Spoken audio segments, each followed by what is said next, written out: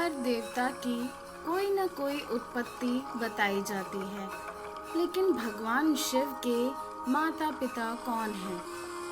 और यदि कोई नहीं है तो उन्हें परम पिता क्यों कहा जाता है?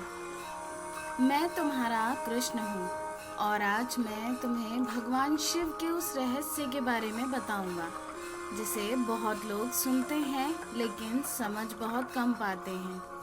प्रिय भक्त, जब हम राम जी की बात करते हैं तो दशरथ जी का नाम स्मरण होता है। जब हम श्री कृष्ण जी की बात करते हैं तो वासुदेव और देवकी जी का स्मरण आता है। लेकिन जब बात महादेव की आती है तो प्रश्न उठता है, उनके माता पिता कौन हैं?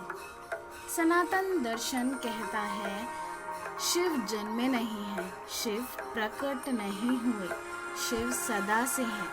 उन्हें स्वयं भू कहा गया है, अर्थात जो स्वयं ही अस्तित्व में है, जिनका कोई आरंभ नहीं, जिनका कोई अंत नहीं।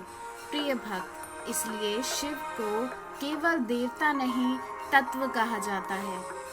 एक ऐसी चेतना जो सृष्टि से पहले भी थी और सृष्टि के बाद भी रहेंगी।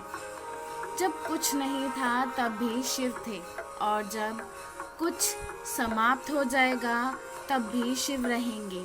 इसलिए उन्हें महाकाल कहा जाता है, क्योंकि समय भी उनके भीतर उत्पन्न होता है और समय भी उन्हीं में विलीन हो जाता है।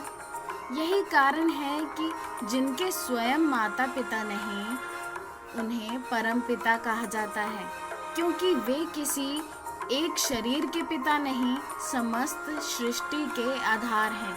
प्रिय भक्त, शिव हमें यह भी सिखाते हैं कि तुम्हारी वास्तविक पहचान शरीर नहीं है, तुम्हारा वास्तविक स्वरूप आत्मा है और आत्मा भी उसी अनादि चेतना का अंश है जिसे हम शिव कहते हैं। इसलिए जब भी तुम स्वयं को अकेला समझो, याद रखना तुम उस चेतना से जुड़े हो जिसका न कभी जन्म हुआ न कभी अंत होगा।